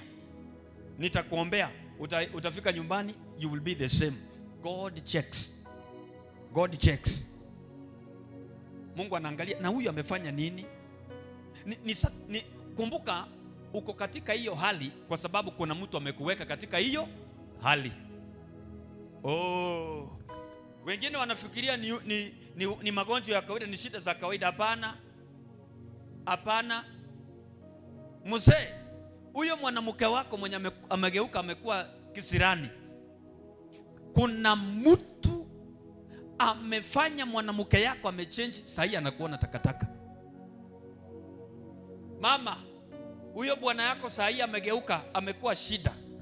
Kuna mtu amefanya huyo mzee amekuwa shida. Au watoto wako ulizaa kwa tumbo lako ukabeba miezi 9, akanyonya maziwa yako miaka 2, hata wengine 2.5. Inakuwaje leo anakuambia Mungu nonda isiko waka paka ngotantani? Hiyo inatokea wapi? Awoni kuna mtu umbwa yako umbwa yako unapea chakula inaishi kwako, ikikuona sasa inaanza kubweka inataka kukuuma. Ni kawaida. Kuna mtu amekuwa akilisha umbwa yako na umbwa imeona inakula vizuri nje kuliko ndani, sasa inaanza kukugeuka. In every situation unajikuta ndani, hata kama umeokoka kiasi gani, kuna mtu amekusukuma ndani ya hiyo shida. Yes sir. Na wengi huwa wanatoa matambiko ya ajabu. kwa ajili ya kuteseka kwako. Aha. Mungu alikuwa ananizungumzia nikata hii kanisa nusu hapa hivi. Niseme hii side no camera. No Kamera. no camera. Sasa watu kama hutaki kushikwa kamera, unakuja unakaa hapa. Nikajua watu wote watakuwa wanang'ang'ania hiyo side. Kabisa nitaandika no camera. So hizi kamera zote zikifika hapo, wanajificha wakuje. Ninakupoteza ama ninakupoteza? No. Hali unayoipitia, kuna mama jirani yako alienda Kitui na jina lako na picha yako, akasema huyu mama afanywe hivi. Aha. Huko hapo unaniambia tuko na pressure, uko na goita, sijui unauma mgongo, ati sasa ni uzee, ati ni kazi ulikuwa unafanya mingi kitambo. Na hawa wasichana wenye wanakufa kansa na miaka 22, mama, ni lini utapata akili? Mzee, unataka kuniambia ati mambo ikushiki, ati ukinunua ng'ombe azikai azizai nini, ati kwenyu nini? Wachana na hiyo. Mwingine alikuwa ananiambia ati vunivunjie laana. Akasema nyumba ya baba yangu kwa kina baba yangu ni shida. Laana kubwa haitokangi kwa kina baba yenu. Laana kubwa inatoka kwa kina mama yenu. Yes sir. Yes sir. Hiyo ndio kitu amjuangi. Biblia inasema namna gani? Let the law of your mother never depart from you. But ikifika kwa baba yako anasema aje? Do not forsake the instruction of your father. Between instruction and the law, which is big? Yes. Alafu your mother's house is where there is a big problem. But hata watu wakiomba awaombeagi laana za nyumba ya mama yao, wanaomba laana za nyumba za baba yao. Hata wengine, hata wewe ujui kama ni wa baba yako in the first place. Just because ulizaliwa ukafanana baba yako, hakuna qualification ati wewe ni wa baba yako. Only your mother knows who is your father.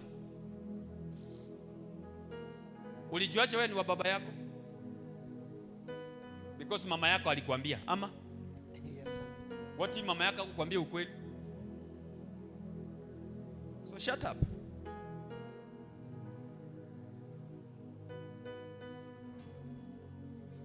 Shut up. Sisi inua mkono wako juu, hata sitaki kwenda huko. Inua mkono wako juu, sema Bwana Yesu. Bwana Yesu. Sema vizuri, Bwana Yesu. Bwana Yesu. Ninatamani kusaidika. Ninatamani kusaidika. Ninatamani kusaidika. Ninatamani kusaidika. Bwana kumbuka. Bwana kumbuka. Chochote kizuri nimewahi fanya. Chochote kizuri nimewahi fanya. Kwa ajili ya ufalme huu. Kwa ajili ya ufalme huu. Kwa ajili ya ufalme huu. Kwa ajili ya ufalme huu. Bwana unisaidie.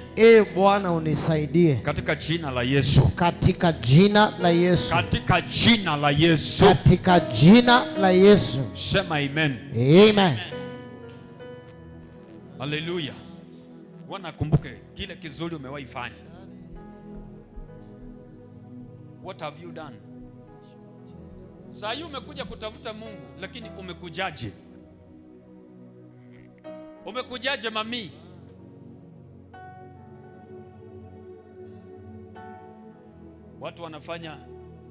Watu wanafanya biashara na madawa. Watu wanafanya biashara na madawa. Wengine hata unaona ni watu, kumbe sio watu. Hello. By the way, uko sure ule jirani yako ni mtu? Are you 100% ule jirani yako ni mtu 100%? Ayewe. Abande ne chingiti. Botukone ngiti ngandanse. Mchana no muntu agotole chai.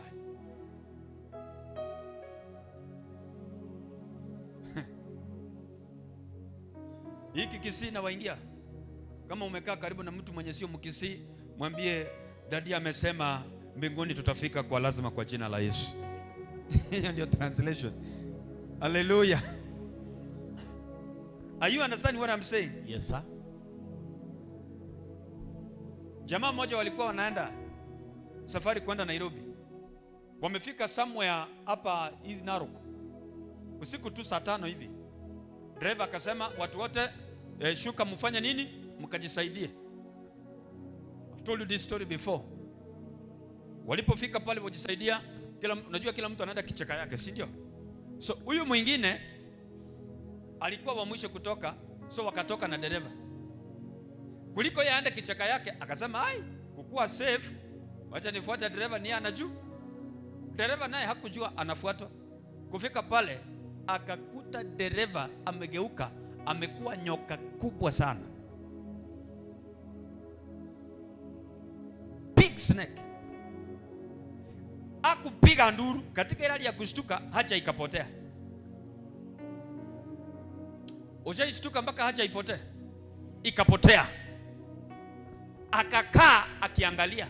Jamaa akageuka, akakuwa nyoka mrefu, akajikoilkoil, akajinyoosha, alafu akageuka tena akakuwa mtu.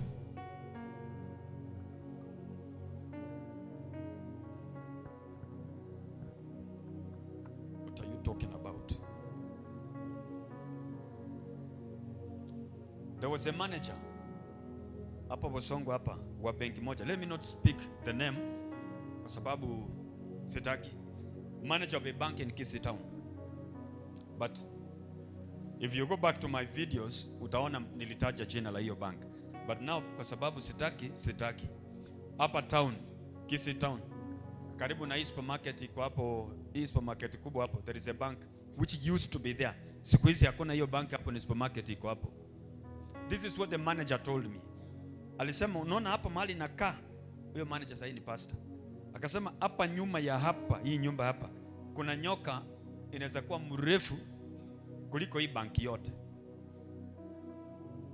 Akasema ameiona, si eti ni masikio, ameiona. Imefugwa na Wahindi fulani hapo. Then I went to rafiki yangu Muhindi mmoja, nikamuuliza na Wahindi mnafuganga nyoka? Akaniambia nyoka kwa Wahindi ndio ndio inapeana security kwa Mungu wao. Like the snake is bigger than their God. Na wao ndio wanauza vitu tauni mzima, ndio kuna maduka mzuri tauni mzima, ndio mkinunua mnanunua vitu huko. Pesa yenu nyinyi wenyewe ikienda inadaliwa na huyo nyoka usiku. Ndio maana hamwezi kuwa na biashara kubwa nyinyi mtakuwa ni wanunuzi wao.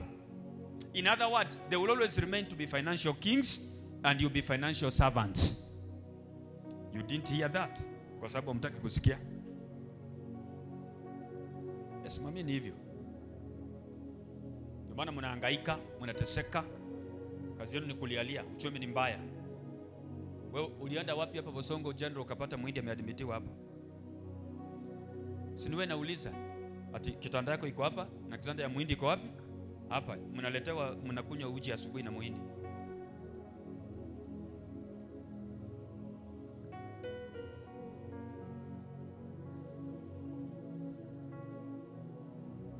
Wewe ukihubiriwa injili iliyo ya kweli unapinga.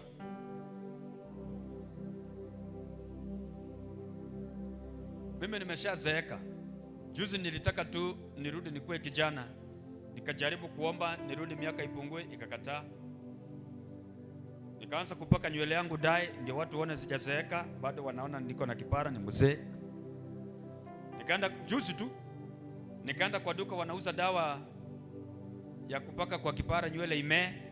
Ni mpaka nikapewa, sasa ile nalipa, nikakumbuka kwani hata hivyo na nikafikiria mara mbili, nikamwambia sinunue hiyo dawa, rudisha dawa yako, wacha uzee uende mbele. So wazee mko hapa mnanielewa? I'm talking with the watu wale wazee wako hapa marika yangu. Nyinyi wazee, wamama pia mnisikilize. Kuna watu wanaombaomba pesa hapa town, si ni kweli? Mnawajua wengine? Do you know them? Yes sir. Unawajua? Nani amesema yes? Unajua nani?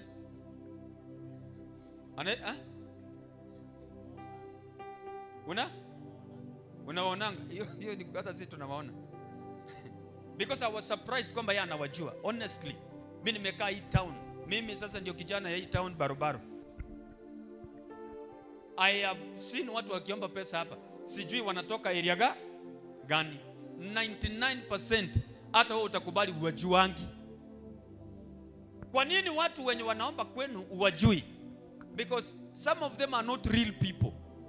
They have been sent wakajidisguise kama watu ndio wachukue pesa yenu, ndio wawaroge na hiyo pesa.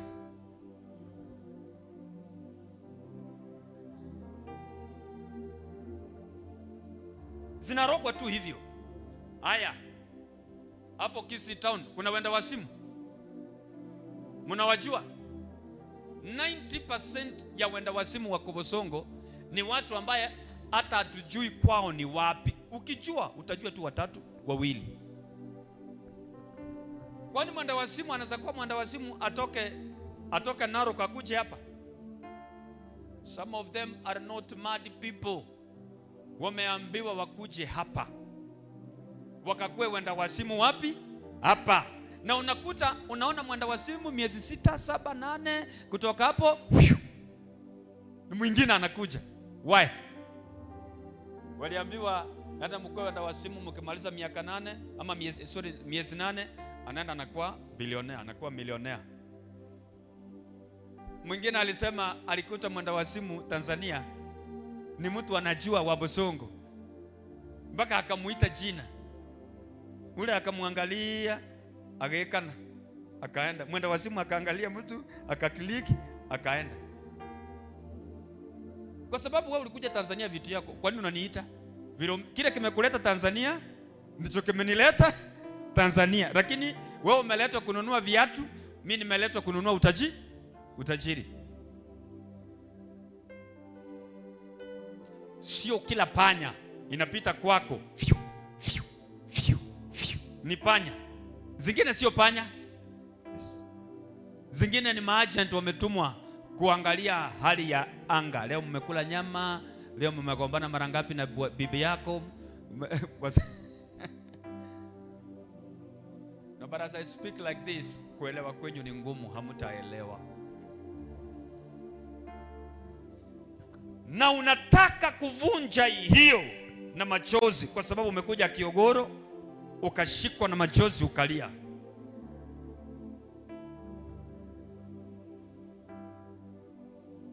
Bwana Yesu apewe sifa. Amen. Wanaokuroga wakikuona Kiogoro wanasema ameenda kanisa mbaya.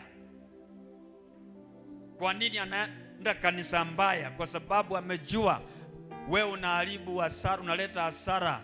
Alienda Kitui akakuja na dawa ya 1,100, unataka kuja Kiogoro ichomeke. Sasa watakwambia mzee wa lika yako wanza kuandika kanisa chia vice tata ya. Unaanza kuenda kanisa za watoto, kanisa za Shakaola. Hawana shida na Shakaola, wana shida na dawa wanaweka uvuke. Ukifika hapa itaharibiwa. Hiyo ndio tabu yao. Yes sir. Bwana Yesu asifiwe. Hiyo ndio tabu yao. That is their problem. That is their problem. Hallelujah. Hiyo ndio shida yao. Wale wasee walimwambia Yesu, huyu anajenga kanisa na huyu anapenda inji yetu. Wewe muhurumie, msaidie. Aha. Muhurumie tu umsaidie. Yes sir. Mse, wewe tutakuhurumia na njia gani? Wewe Yesu atakuhurumia na kitu gani? Nauliza, wewe utahurumiwa na nini? What do you have? My dear, what do you have? What is in your hand? Una nini wewe? What are you having? What are you having? Una nini baba? Mse, utakaa tu hivyo watamaliza watoto wako. Mama, utakaa tu hivyo watakumalizia watoto. Utaenda kaburini kama kwako imehangaika. What do you have? What do you have? What do you have? Una nini wewe? Umefanya nini? Umemkujia Mungu na nini? What have you carried to God? Kwa madhabahu ya Mungu umebeba nini? wewe umefanya nini? What have you done? Sasa umejileta tu mwenyewe ukasema, Bwana, nimekuja unisaidie, mimi ni mgonjwa. That is okay. But you see, wenye walikuroga hawakukuroga mkono mtupu. Mungu huheshimu kazi. Ndio maana alisema asiyefanya kazi asifanye nini? Asikule. Kama hukufanya kazi ufai kula. Unatafuta utajiri kwa kazi. You are very wrong. Kazi ni ya kukula, kazi si ya utajiri. Mtu akifanya kazi ya kuitajiri anapata kitu ya kufanya nini? Ya kukula. Utajiri iko na another level.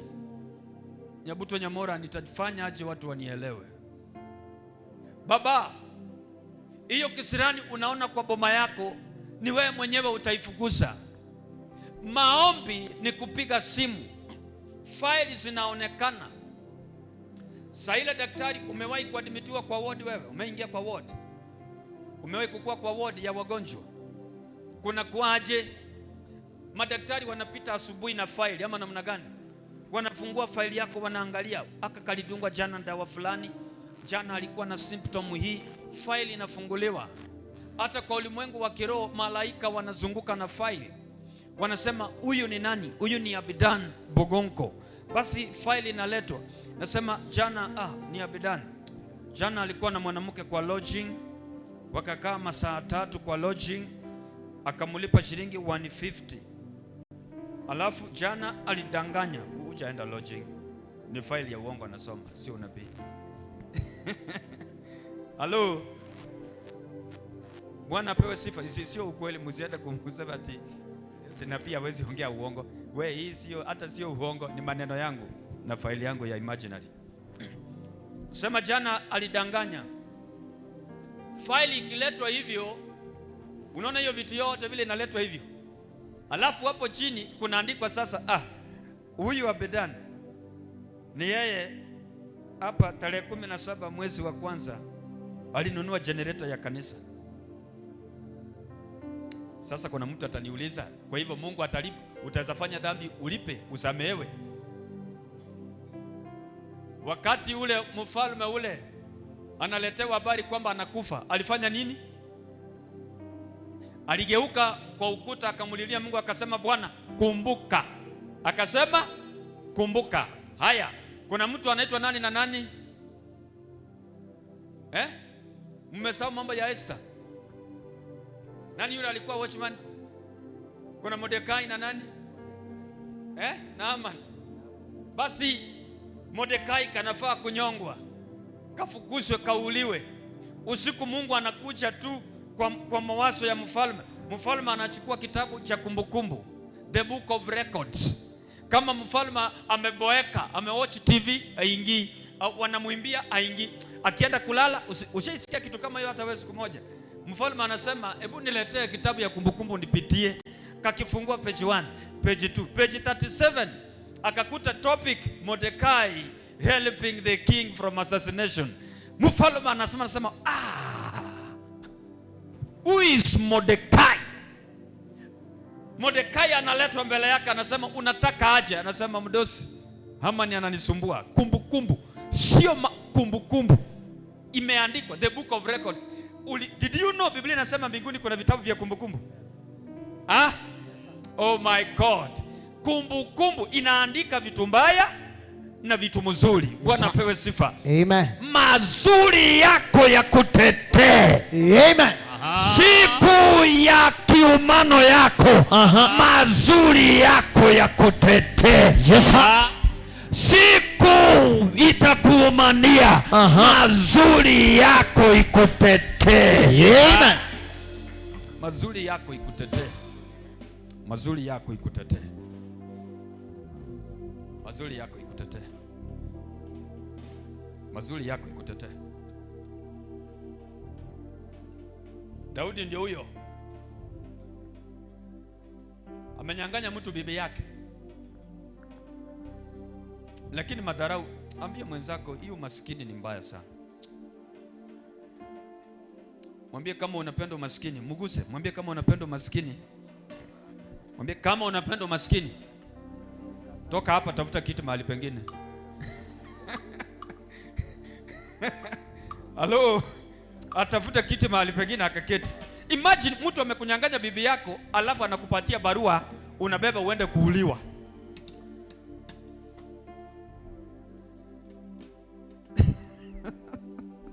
Alafu what is more worse, maskini wengi huwa watiifu sana. Mtu akiwa maskini akiambiwa about turn, ya ulizi ni about turn kwa wapi? Ni mtiifu sana. Imagine, yani hata angefungua, nani angemuona? Angefungua barua asome? Nani angemuona? Amebeba barua imeandika, weka kama mtu wako mbele, anza vita. Sasa ile vita imechacha, ambia jeshi yote mzima itoroke imwache peke yake. Yani huyu mtu mwenye anauliwa, yeye hakuwa na rafiki hata mmoja kwa ami.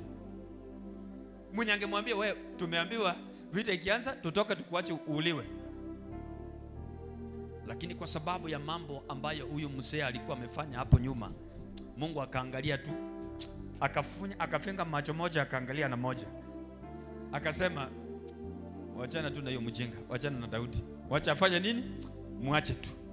And he says, is a man after my own heart. Sometimes sadaka yako ni ya maana. Sometimes dhabihu yako ni ya maana. Yes. Muliokuja hapa, muliokuja wapi? Hapa. Kumbuka sasa, dhabihu yako ile utakuwa umebeba kwa ajili ya Mungu ndiyo itafungua milango yako. Amen. Amen. Haleluya. Nataka ujue hivyo. Your sacrifice can open great doors for you, doors for your children, and even doors kwa watu wenye watakaa katika nyumba yako. Wewe unafikiri majirani zako wanakusikilia vizuri? Unafikiria mahali umeolewa wanakusikia vizuri? Mzee, unafikiria ndugu yako anasikia vizuri? Unafikiri makazini zako wanasikia vizuri? Inua mikono yako juu. Nataka tu wewe uongee na Mungu vile unataka. Mzee, sasa hakuna mambo ingine, tuachane na uzee. Sahau kwamba wewe ni mzee. Auinulii nyabuto, unaunulia Mungu. Auinulii nyabuto, hii mikono yako auinui kwa sababu ya nyabuto, unainua kwa sababu ya Mungu. Mwambie Mungu vile unataka. Katika jina la Yesu Kristo, Bwana wa Bwana, Father wa wafalme, we exalt your name Jesus, we glorify your name Rafa. Hakuna mwingine kama wewe Jehova Jire, wewe ni wa ajabu Bwana, wewe ni wa ajabu mfalme wa ufalme. Na tuko mbele zako, tunahitaji neema yako Bwana, tunahitaji neema siku ya leo Bwana majeshi. Tunaomba tu neema siku ya leo Bwana mabwana, mahali ambapo Jehova Jire maovu yamezidi, naomba tu yale mema niliyoyatenda Jehova, kumbuka tu yale mazuri ambayo Bwana nimeyatenda katika jina la Yesu Kristo.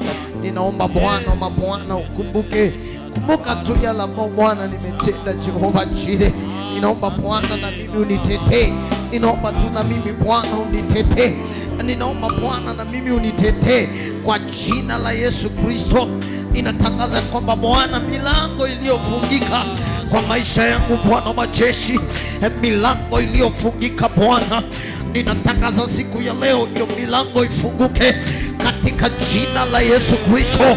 Bwana, tumeingia hapa kukutafuta Bwana, ulisema tukutafute maadamu unapatikana, na leo tumekuja kukutafuta, na leo tumekuja kukutafuta Bwana. Tunatamani tukuone tu, hatuna kitu kwa mikono yetu, hatuna kitu kitu ambacho tunaweza kulipia, lakini tunajua Bwana wa Bwana ya kwamba Bwana utakumbuka tu, utakumbuka tu Jehova Jire.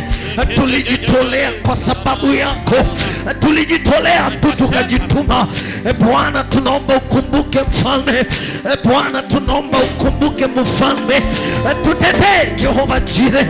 Tunaomba kwamba siku ya leo ukatutetee Jehova Jire. Ninaomba siku ya leo mimi ambaye nimesumbuka na magonjwa ya kila aina, ninaomba Bwana unitetee, nitetee Jehova Jire. Sema jambo juu ya maisha yangu. May you speak a word Jehova. Ninaomba useme jambo Jehova, ninaomba useme jambo siku ya leo katika jina la Yesu Kristo. Magonjwa yamenilemea Bwana, yamenilemea, ni taabu imenilemea. Ninaomba tu Jehova Jire ya kwamba ukaniondolee hiyo taabu, niondolee hiyo taabu, niondolee tu hiyo taabu katika jina la Yesu. Niondolee siku ya leo, niondolee leo hii katika jina la Yesu. Nitetee na mimi Jehova, hata mimi ninatamani kufurahi, ninatamani kufurahia, ninatamani niwe na furaha Jehova. Maisha yangu yamejaa huzuni, yamejaa kilio, ninaomba tufurahie, ninaomba tu furaha katika jina la Yesu. Ninaomba utulivu, ninaomba utulivu tu Jehova Jire, ninaomba utulivu, ninaomba utulivu katika jina la Yesu. Ninakuhitaji Jehova, ninakuhitaji Jehova, in the mighty name of Jesus. Rianda da paragata yakatata ragata rekete riakatabo ragata rekatata, in the name of Jesus. Leo Bwana ni siku uliyoifanya, ninaomba na mimi unikumbuke tu, ninaomba ukumbuke watoto wangu, ninaomba unikumbuke Jehova. Kumbuka maisha yangu Jehova, kumbuka huduma ulionipatia, in the name of Jesus. Nimesimama kwa ninatamani msaada kutoka kwako, msaada kutoka kwako. Ninaomba msaada, ninaomba msaada, ninahitaji msaada katika jina la Yesu, in the name of Jesus. Lord, may you In Jesus' mighty name we pray. Amen. Kuna mtu ambaye hapa kwa kiuno yake hapa vile nimeshika hivi, unasikia kama kuna uchungu. Can I see you quickly? It's a pain here. You have a pain here. Kuna uchungu hapa. Una mikono yako juu. Ina yote miwili. Yes. Huyo mgonjwa tu, wengine relax. Funga macho yako. Thank you Jesus. Bwana, ninatuma neno lako kwa huyo dada. Ninatuma neno lako. Natuma moto wa Roho Mtakatifu. Malaika wamzunguke sasa katika jina la Yesu. Pokeeni uponyaji. Receive in the name of Jesus. Pokea katika jina la Yesu. 1, 2, 3. The power of God. The power of God. The power of God. In the mighty name of Jesus. Pokea katika jina la Yesu. Receive in the mighty name of Jesus. Be healed and be delivered. Pokea uponyaji katika jina la Yesu. Pokea uponyaji kwa mwili. Pahali umesimama, achilia damu ya Yesu. Achilia moto, anza kuchomeka. Anza kuchomeka. Shetani, beba virago vyako na uende katika jina la Yesu. Mwache akiwa huru. Mwache akiwa huru. In the name of Jesus. I set you free in the name of Jesus. Ule dada amevaa maroon, huyo ndio. I want you to stand. Huyo. Yes.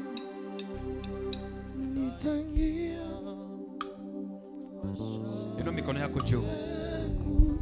Bwana ameniambia anakusaidia. And the lost glory Yesu anairegesha kwako katika jina la Yesu Kristo. Yes. Because I'm seeing Currently, you are undergoing through a situation. You are undergoing through a situation currently. As we speak now, you are undergoing through a situation.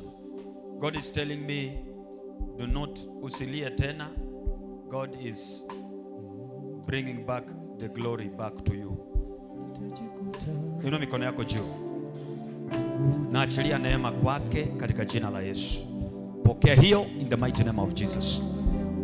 Take the power of the blood of Jesus and the special grace in the mighty name of Jesus.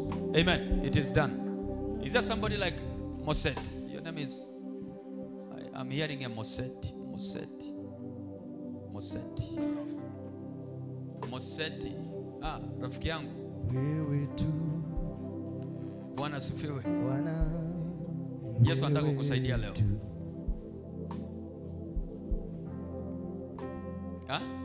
Nimekuja hapa kijana yangu, ulikuwa umeniombea hapa.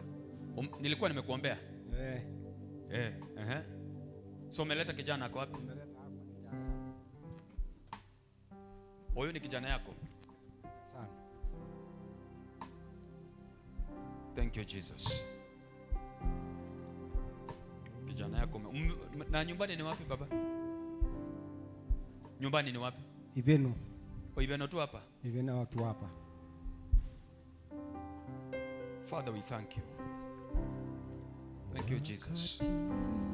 Nitajikuta. Huyo kijana amefungwa. Huyo kijana wako amefungwa. Mupatie mic. No. Sikiliza dadi. Wewe pea mzee mic niongea na yeye. Kijana yako amefungwa. Na my God. Na wenye wanafunga mtoto wako ni watu wa ukoo wenu. Ndio hivyo pastor. Watu wa ukoo wenu. Ndio hivyo komanda, ndio hivyo. Ndio wamemfunga. Yes sir. Very brilliant boy. Kijana very brilliant. Ni very brilliant. Lakini amefungwa. My God. Alianza tu kama kujikuna vile unaanza kujikuna kwa kichwa hivi, kujikuna. I'm giving you a story vile kulianza. Yeah. Then kijana ako hapo ni mtu mzima atajiongelelea.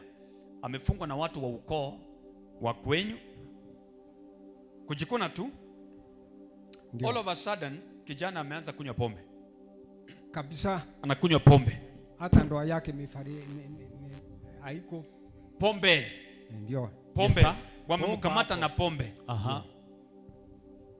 Very brilliant. Yeah. Bwana ananichukua in the realm of the spirit.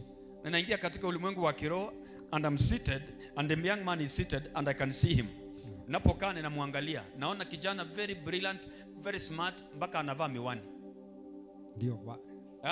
Ndio hivyo kabisa. Professor. Mpaka anavaa miwani. Kabisa. Very brilliant boy. Miwani kabisa anavaa. Ndio hiyo anafaa. Ndio hiyo anafaa. Miwani. Anafaanga. Unavaanga miwani? Ndio. Because I'm seeing you. Nimekaa na wewe hivi na kuangalia. I'm seated with you and I'm seeing. Yes. Prophecy is our food. Prophecy is our food. They have finished your boy. They have finished your boy. Wamemaliza kijana yako P. They have finished your boy. But we are here to return the glory to your boy. Amen. Amen. They know. They know. They know. Yes. They know. Professor. Can I prophesy? Yes, sir. Professor. Can I do what I was born to do? Yes, sir. Yes, sir. Nasikia wanamuita Deno. Deno. Ati? Hapa town ndio wanamuita hiyo Deno. Wanamuita Deno hapa town, wewe unamuita Dennis Moset. Professor. Hello. Yes, sir. Prophecy is what I know to do best. Amen. Bwana atamsaidia kwa jina la Yesu Kristo. Amen. The Lord will help your boy. The issue is beyond alcohol. Familia yake iko wapi? Pardon? Family yake ako Nairobi. family. Mke wako ako Nairobi na sijawahi kumuona. Na ananiambia ako na watoto wawili. Sasa mimi sijawahi kumuona. Na hata asubuhi anakaa hapa town, nikaenda asubuhi, nilitoka nyumbani saa 10. Nilipita hapa na miguu. Nilitoka huko Ibeno na miguu saa 10. Na miguu paka hapa. Hapa amenyingwa ndio nikamleta hapa. The love of the Father. Sasa nyinyi mnazaa watoto, mnarogewa watoto. Alafu sasa ile mnataka watoto wenu hata wewe umerogwa. Ndio maana unapinga pinga. Ukiona unapinga pinga mambo ya Mungu ujue umerogwa zaidi. Sasa ile tunataka kusaidia bado. Ona, wengine ni mwenda wa simu. Tumefungua nuts kidogo, sasa kako sawa. Sasa ona vile kanakaa mtu amenyeshewa. Ni form 4.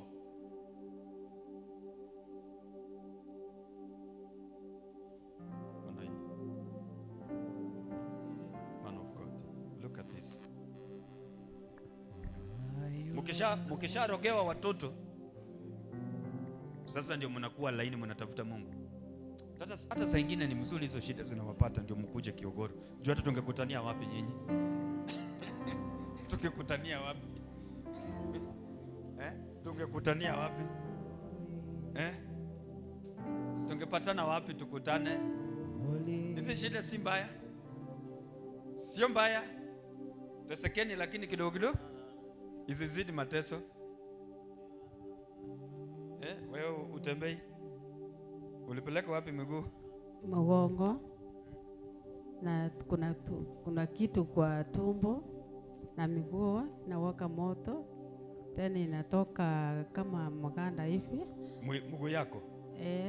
Na macho sioni, naona mosi. Na hapa mdomo hivi nasikia kama nini? Kama yarali. Kama yarali?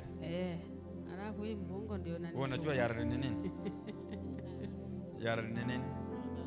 Mandazi? Pilipili. Nifikiri ni mandazi.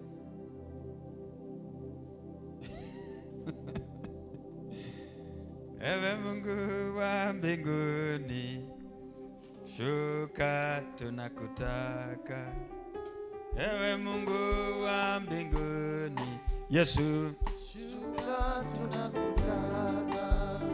shuka tunakutaka. Jehova, Shuka tunakutaka.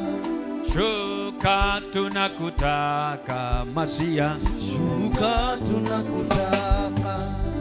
huyu mama anakutaka. Yesu, Shuka tunakutaka. huyu mama anakutaka. Mesaya, Shuka tunakutaka. shuka Mungu wangu. Shuka tunakutaka. Shuka Ebeneza. Yesu, Shuka tunakutaka.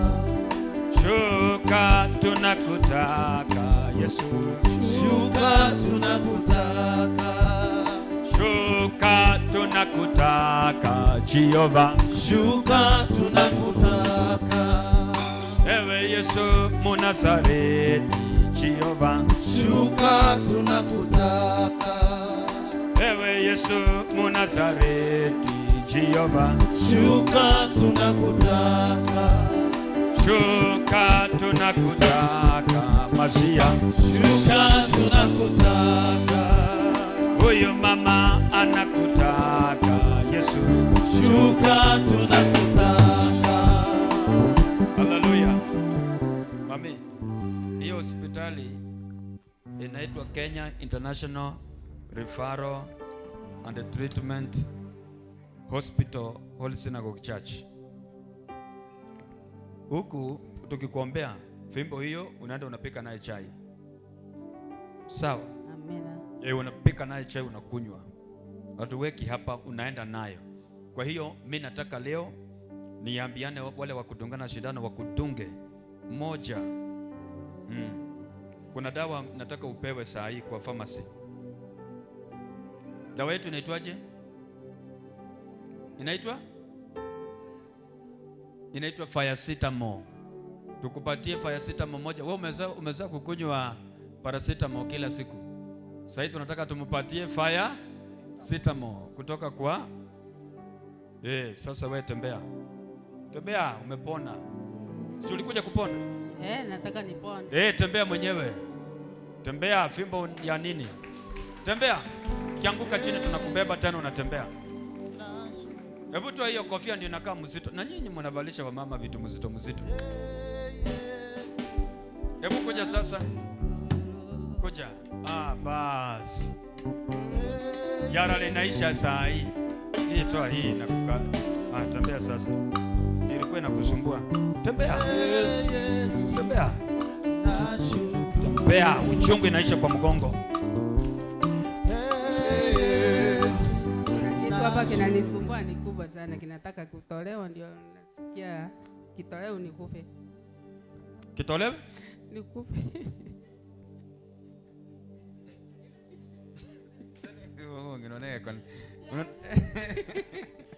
Unataka kukufa? Sitaki nikufe. Unataka kitolewe ukufe? Walikuwa wananiambia kitolewe, nikasema nikitolewe si nitakufa. Kitolewe utakufa. Wacha nitafute vile Mungu anani. Iko wapi hiyo kitu? Kwa tumbo? Kwa tumbo hapa. Kweli. Ndani nasikia uchungu kwenda kwa mgongo. Unaona miaka yako ni ngapi? Iko 57. Kumbe ni kasichana. Ni 50. Ni ugonjwa. 57 sio ni mtoto mdogo. Nimekonjeka haki. Na mtoto wangu anakunywa pombe. Ati uko na 50 plus 7. Vile unakaa hivi. Wachawi ni wapumbavu. Yes. Shida ni mbaya. Hakuna hata mtoto anakunywa pombe, nasema wewe sitaki nikuone. Mtoto ule ulibeba miezi 9. Ukanyonyesha maziwa yako. Sasa nikuangalia tu nikaona hii watu ndio wananitendea na mtoto, na kunywa bangi, na kunywa pombe. Anasema wewe sitaki nikuone. Na nyumba yangu ilianguka tu. Sasa naendelea kulala kwa mapoma, lakini naendelea kuchenga tu. Na mzee alienda wapi? Kitambo, miaka 25. Uliolewa na miaka ngapi? Niliolewa na miaka ilikuwa 23. 23, hebu ongeza 23 plus 25. Aliolewa na 23 na mzee alikufa 25 years ago. Hata kusikia utamu hiyo mzee. Aliwacha na watoto 3. But 3. Umeona vile shetani anafanya? Amemfanya mjane hata kukaa na mzee. Amerudi mtoto amepea yeba bangi. Mtoto amemkataa. Ona mama msichana ya miaka 57. Ona anakaa mama wa miaka 97. Sasa huyu utamuita huyu utasema ni hii sura si ni ya 90 hapo. Wewe kwenda ujui 70 ni 90